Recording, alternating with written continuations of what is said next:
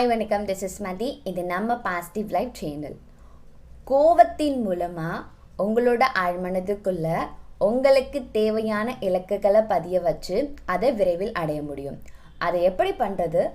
அப்போது இலக்குகளை அடைய முடியும் அப்படின்னா கோபம் வர்றது நல்லதா? அடுத்து அதிகப்படியான கோவத்தை எப்படி கட்டுப்படுத்துறது? இதை மாதிரியான விஷயங்களை தான் இப்போ நாம் பார்க்க போகிறோம்.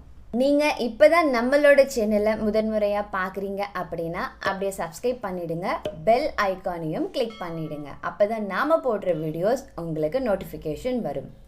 கோபம் வரும்போது எப்படி ஆழ்மனதில் இலக்குகளை பதிய வைக்கிறது, ஏன் அப்படி நடக்குது, அதை பற்றின ஒரு விளக்கம் இப்போ பார்க்கலாம். எப்பெல்லாம் கோவப்படுறோமோ அப்போல்லாம் நம்மளோட ஆழ்மனம் நமக்கும் தெரியாமல் திறக்கப்படுது. அதாவது ஒரு அறவர் நீங்கள் கோவப்படுறீங்க அப்படின்னா அந்த அறவரும் உங்களுக்கு மனம் திறந்து இருக்கும் அப்படின்னு சொல்ல முடியாது. அதில் ஒரு 10 செகண்ட் 20 செகண்ட்லாம் பார்த்தீங்கன்னா அதுக்குள்ளே தான் திறந்து இருக்கும். அந்த சமயத்தில் நமக்கு தேவையான இலக்குகளை நீங்கள் அங்கே பதிய வைக்கும் போது நீங்கள் நினச்சது அப்படியே நடக்க ஆரம்பிக்கும். இலக்கை எப்படி பதிய வைக்கிறது அப்படின்னா இதுக்கு முதல்ல உங்களுக்கு விழிப்புணர்வு தேவை. ஏன்னா தன்னையும் அறியாங்க அங்கே கோவப்பட்டு சண்டை போட்டுட்டு இருக்கிற நேரத்தில் உங்கள் இலக்கு என்ன இலக்கு, அதை எப்படி பதிய வச்சே ஆகணும். கண்டிப்பாக இப்போ நம்ம ஆழ்மனம் ஏதாவது ஃபியூ செகண்ட்ஸில் கண்டிப்பாக திறக்கும், அப்போ அங்கே பதிய வைக்கணும் அப்படின்ற அந்த விழிப்புணர்வு உங்களுக்கு வரணும். இதை கொண்டு வர்றது ரொம்ப கஷ்டம்தான், இருந்தாலும் விழிப்புணர்வு எல்லா நேரத்திலுமே உங்களுக்கு ரொம்ப ரொம்ப நல்லது. அதனால் கோவப்படும் போது கொஞ்சம் விழிப்புணர்வோடு இருங்க. ஆஹா, இப்போ நம்ம கோவப்பட ஆரம்பிச்சிட்டோம், நம்மளால் இந்த கோவத்தை கண்ட்ரோல் பண்ண முடியலை அப்படின்ற ஒரு எண்ணம் வருதுல்ல, அப்போது நமக்கு இந்த இலக்கு தேவை, இது நிச்சயமாக நான் அடைஞ்சே தீரணும் அப்படின்ற ஒரு மைண்ட் செட் உங்களுக்கு அப்போ அந்த இலக்குக்காக நீங்கள் ஒரு கிராட்டிடியூட் ஏதாவது ரெடி பண்ணி வச்சுருப்பீங்களா? ஒரு வரியில் எனக்கு இது கிடச்சிருச்சு, நான் இவ்வளோ சந்தோஷமாக இருக்கேன், இதுக்காக நன்றி அப்படின்னு ஒரு கிராட்டிடியூட் வச்சுருப்பீங்க. அப்படி இல்லை அப்படின்னா ஒரு 5 லைன் 10 லைனில் ஒரு அஃபர்மேஷன் க்ரியேட் பண்ணி வச்சுருப்பீங்க. அந்த இலக்கு சம்மந்தப்பட்ட இதில் ஏதோ ஒன்றை உங்களோட மனதுக்குள்ளேயே நீங்கள் சொல்ல ஆரம்பிக்கணும். அதாவது உங்கள் வாய் ஆக்ரோஷமாக அங்கே சண்டை போட்டுட்டு இருந்தாலும் உங்கள் மனம் உங்கள் இலக்கு மேலே தான் ஃபோக்கஸாக இருக்கணும். அப்படியே நீங்கள் சொல்லிகிட்டே இருந்தீங்கன்னா அந்த டைமில் ஏதாவது ஒரு சமயத்தில் உங்களோட ஆழ்மனம் நிச்சயமாக திறக்கும். அப்படி திறக்கும் போது அந்த வார்த்தைகள் அங்கே பதிய வைக்கப்படுது. அப்படி பதிய வைக்கப்பட்ட வார்த்தைகள் உங்கள் வாழ்க்கையில் நிச்சயமாக நடந்தே தீரும்.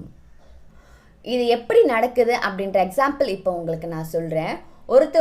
யாரோ ஒருத்தவங்க பார்த்தீங்கன்னா ரொம்ப ஆக்ரோஷமாக சண்டை போடுவாங்க. அதாவது அவங்கள யாராவது ஏமாற்றிட்டு இருப்பாங்க, இல்லை ஏதாவது ஒரு மூலமாக பாதிக்கப்பட்டு இருப்பாங்கல்ல, அப்போ அவங்க பார்த்தீங்கன்னா வயிறு எரிஞ்சு ஒரு விதமான கோவத்தில் சாபம் விட ஆரம்பிச்சிருவாங்க. அந்த வார்த்தைகளை நம்ம சொல்லக்கூடாது அப்படின்னு நான் நினைக்கிறேன். ஆனால் நீங்கள் பார்த்தீங்கன்னா ஒரு சாபமாக இருக்கும், ஒரு சாபம் இருக்கும், ஒரு மாதிரி உனக்கு இது கிடைக்காது கொள்ளாதுன்ற உங்களுக்கு நல்லா தெரியும்னு நினைக்கிறேன். நான் ரொம்ப அதை இதுவாக யூஸ் பண்ணக்கூடாது, வேண்டாம், பாசிட்டிவாக சொல்லணும் அப்படின்னு நினைக்கிறேன். அது மாதிரி ஒரு சாபம் விடுற மாதிரி இருக்கும். ஒரு காலகட்டத்தில் பார்த்தீங்கன்னா அவங்களுக்கு ஏதாவது ஒரு பிரச்சனை வந்துட்டு இருக்கும். அதாவது இவங்ககிட்ட சண்டை போட்டாங்கல்ல, சாபம் விட்டாங்கல்ல, அந்த சாபம் பழிச்சு ஆப்போசிட்டில் இருக்க நபருக்கு பழிக்க ஆரம்பிச்சிடும். ஒருத்தவங்களுக்கு வயிறு எரிஞ்சு விடுறாங்கல்ல, அதனால தான் சொல்லுவாங்க ஒருவர் வயிறு எரியிற மாதிரியோ மனம் புண்படுற மாதிரியோ நடந்துக்க கூடாது அப்படின்னு சொல்லுவாங்க. அதாவது மனம் புண்பட்டா கூட பரவாயில்ல, ஏதோ கொஞ்சம் கஷ்டப்பட்டுட்டு விட்டுட்டு போயிடுவாங்க. ஆனால் வயிறு எரியிற மாதிரி பண்ணுறோம்ல, அப்போது அந்த சமயத்தில் அவங்களுக்கு கோபம் ரொம்ப ஹைப்பராக இருக்கும். அவங்களுக்கும் தெரியாமல், அதாவது அவங்களோட கான்ஷியஸ் மைண்டெல்லாம் தெரியாமல் சூப்பர் கான்ஷியஸ்குள்ளேயே அவங்க போயிடுவாங்க. தண்ணியும் அறியாமல் போயிட்டு அவங்க வார்த்தைகளை விடும்போது அந்த வார்த்தைகள் தான் சாபமாக மாதிரி பழிக்க ஆரம்பிச்சிருது. அவங்க ஒரு சித்தரோ ஞானியோ யோகியோ அப்படிலாம் இருக்க மாட்டாங்க, ஒரு சாதாரண மனிதர் தான். ஆனால் அவங்களுக்கு இதை மாதிரி வயிற்றெரிச்சல் ஒரு பாதிப்பு வரும்போது, அடுத்தவங்க ஏமாத்திட்டாங்கன்னு ஒரு வயிற்றெரிச்சல் படும்போது, பொறாமையால் வர்ற வயிற்றெரிச்சல் வேற, அது கிடையாதுங்க. இது ஒருத்தவங்க ஏமாத்திட்டாங்கன்னு கோவப்பட்டு வயிறு எரிஞ்சு விடுவாங்க தெரியுமா, அதை நான் சொல்கிறேன். அப்படி பண்ணும்போது அவங்களோட வார்த்தைகள் பலிக்குது அப்படின்னா இதுதான் காரணம்.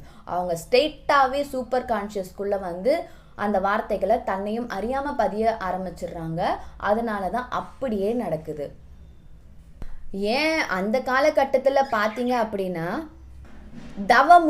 முனிவர்கள்லாம் தவம் இருந்து ரொம்ப அமைதியான நிலையில் இருப்பாங்க. ஆனால் அவங்களுக்கு ஏதோ ஒரு தொந்தரவு வரும்போது அவங்க அவ்வளோ கோவப்பட்டுருவாங்க. ஏன்னா அந்த அமைதி மொத்தமாகவே அவங்களுக்கு கோவமாக மாறி ஒரு வார்த்தை சொல்கிறாங்க, அது பலிக்குதுன்னும் போது இப்படி தான் நடக்குது. அதனால தான் நான் சொல்கிறேன், கோவப்படும் போது விழிப்புணர்வோடு நீங்கள் இருந்தீங்க அப்படின்னா அதை வந்து அடுத்தவங்களை திட்டி நம்ம ஏதாவது ஒன்று வர்றதுக்கு பதிலாக இல்லை நமக்கே வர்றதுக்கு பதிலாக உங்களுக்கு என்ன இலக்கு தேவையோ அந்த வார்த்தைகளை பதிய வைக்கிறதுக்கான விழிப்புணர்வை நீங்கள் கொண்டு வாங்க.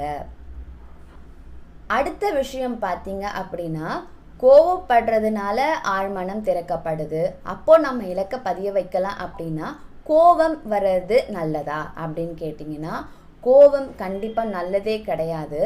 இந்த கோபம் வர மனிதர்கள் வந்து இந்த நல்ல விஷயத்துக்காக தன்னை பயன்படுத்திக்கலாம், விழிப்புணர்வை கொண்டு வரலாம் அப்படின்ற ஒரு பதிவு தான் இதுவே தவிர கோபம் நல்லது கிடையவே கிடையாது.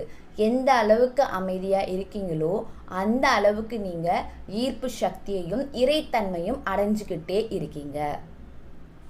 அதுவே நீங்கள் எந்த அளவுக்கு கோவப்பட்டுட்டே இருக்கீங்களோ அப்போ அங்கே நீங்கள் பிரபஞ்சத்துக்கிட்ட இருந்து சேமித்து வச்ச சக்தி மொத்தத்தையும் நீங்கள் வீணாக்கிட்டு இருக்கீங்க அப்படின்னு தான் அர்த்தம்.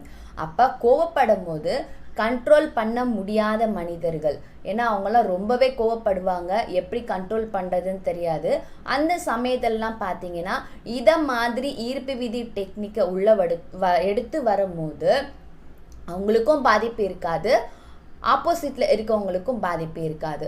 ஆனால் இந்த டெக்னிக் வந்து நல்ல ஒர்க் ஆகும். அதனால் நீங்கள் கோவப்படுற பர்சனாக இருந்தால் உங்கள் கோவத்தை குறைக்கிறதுக்கு முதல் படியே இந்த டெக்னிக் தான்.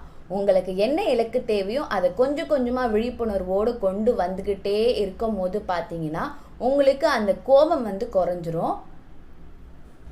போக போக எந்த விஷயம் நடந்தாலும் அப்படியே அசால்ட்டாக விட்டுட்டு போயிடுவீங்க. ஆமாம், எதுவும் கடந்து போகும், இப்போ நான் கத்தி என்ன ஆக போகுது அப்படின்ற ஒரு மைண்ட் செட்டுக்கு நீங்களாவே வந்துடுவீங்க. இது முற்றிலும் உண்மை. எப்படி இந்த கோவத்தை நீங்கள் கட்டுப்படுத்தலாம்? நீங்கள் கோவப்படுற நபராக இருந்தால் இந்த கோவத்தை என்னால் கட்டுப்படுத்த முடியலை அப்படின்னா இதை எப்படி கட்டுப்படுத்தலாம் அப்படின்னு பார்த்தீங்கன்னா விழிப்புணர்வு முதல் விஷயம். அடுத்த விஷயம் பார்த்தீங்கன்னா அமைதி.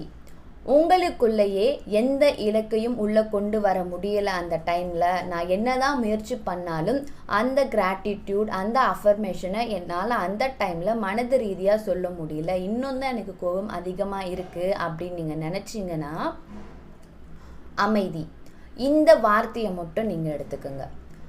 அமைதி அமைதி அமைதி இந்த வார்த்தையை உங்களோட மனது ரீதியாகவே முடிஞ்ச அளவுக்கு சொல்லுங்கள். நீங்கள் எந்த அளவுக்கு கோபமாக இருந்தாலும் சரி உங்கள் மனசுக்குள்ளே இந்த அமைதி அமைதின்னு சொல்லிகிட்டே வாங்க. இதுவே உங்களுக்கு நாளடைவில் ஆழ் மனதில் பதிய ஆரம்பித்து நிச்சயமாக உங்களை ஒரு அமைதியான நிலைக்கு கொண்டு வரும். திரும்ப இதில் முக்கியமான விஷயங்களை மட்டும் சொல்கிறேன். ஆழ் மனதில் பதிய வைக்கிறதுக்கு கோவப்படும் போது கண்டிப்பாக விழிப்புணர்வு தேவைப்படும். அதை நீங்கள் கற்றுக்குங்க. அடுத்து கண்டிப்பாக ஒரு மனிதனுக்கு கோபம் நல்லதே கிடையாது. அது தன்னோட ஈர்ப்பு சக்தியை, அதாவது நாம் ரொம்ப கஷ்டப்பட்டு பிரபஞ்சத்துக்கிட்ட இருந்து அந்த சக்தியை வந்து நம்ம உடலுக்குள்ளே சேமித்து வச்சுருப்போம். கோவப்பட்டிங்கன்னா அந்த சக்தி எல்லாமே தேவையில்லாமல் வீணாக தான் போகும். அடுத்து பார்த்தீங்க அப்படின்னா உங்களுக்கு கோபத்தை கட்டுப்படுத்துறதுக்கு விழிப்புணர்வு இலக்க சம்மந்தப்பட்டது சொல்ல வரலை அப்படின்னாலும் இந்த அமைதியை மட்டும் நீங்கள் எடுத்து வச்சு உங்களுக்கு எப்பெல்லாம் இந்த டைம் கிடைக்குதோ அப்பெல்லாம் அமைதி அமைதி நீங்கள் சொல்லும் போது நாளடைவில் நீங்கள் அமைதியாக இருப்பீங்க. உங்களுக்கு கோபம் அப்படின்ற ஒன்றே வராது. அந்த கோவப்படுறது ஏன் கோவப்படணும், அதில் இருக்க பொருள் என்ன, என்ன நடக்கும் அப்படின்ற ஒரு தெளிவு உங்களுக்கு கிடைச்சிரும். இந்த வீடியோ உங்களுக்கு ஒரு தெளிவு கொடுத்துருக்கு அப்படின்னா லைக் பண்ணுங்கள், அப்படியே நம்ம சேனலை சப்ஸ்கிரைப் பண்ணிக்கோங்க. மீண்டும் ஒரு சிறந்த காணொளியில் சந்திக்கலாம். நன்றி.